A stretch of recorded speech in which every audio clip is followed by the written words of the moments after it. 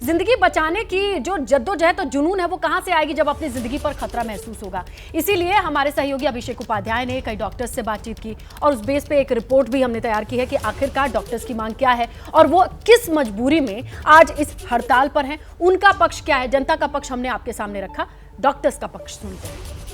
हमारे साथ में डॉक्टर अर्चना है, आरडीए की मेंबर हैं, आरएमएल की।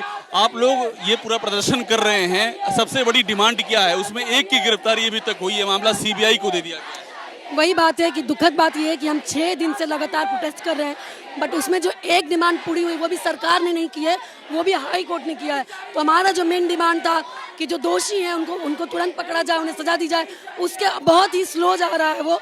और दोषी पकड़े जाएंगे, मान लीजिए उसमें टाइम भी लग रहा है, तो कम से कम आरजीकर को प्रोटेक्शन तो मिले, हमारे दोस्तों को प्रोटेक्शन तो मिले। आरजीकर में गुंडागर्दी हुई है, वहाँ के एविडेंस को मिटाने की कोशिश की गई है, सेमिनार रूम जहाँ ये घटना हुई थी उसको जलाने की कोशिश की गई है। तो क्या लगता है कि ये जो भी हुआ है, अगर इस पे मतलब ये लार्जर कॉन्स्पिरेसी का हिस्सा लगता है कि आपको इसमें और भी लोग? बिल्कुल, पहले इतना ब्रूटल गैंग रेप और मर्डर को उन्होंने सुसाइड बताया, तो आखिर किसको बताया जा रहा है?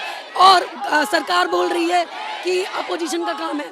तो अगर मान लीजिए अपोजिशन ने किया भी तो आपका फेलियर है ना, या आपका फेलियर। अगर मान लीजिए कि आपके गुंडों ने किया है तो भी आप गलत है, अगर अपोजिशन ने किया तो भी गलत है। तो सरकार को आगे आना चाहिए, उनको इसकी तुरंत से तुरंत जो है वेस्ट बंगाल में न्याय उनको दिलाना चाहिए।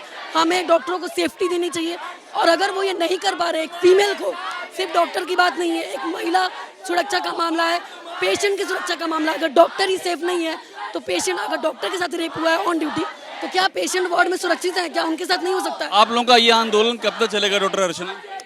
जब तक न्याय नहीं मिल रहा था। सरकार की तरफ से अभी हमें कोई न्याय नहीं मिला है, इसलिए मजबूर है कि मेरी कल 24 घंटे की ड्यूटी थी, मैं नाइट ड्यूटी करके और तुरंत यहाँ पे आ गई हूँ। आप बताइए, हम इस तरह से काम करने को मजबूर है। आप लोग भी क्या खुद को अनसेफ महसूस करती हैं? हालांकि बिल्कुल महसूस कर रही हूँ, मेरी कल नाइट ड्यूटी थी और मैं अनसेफ महसूस कर रही थी।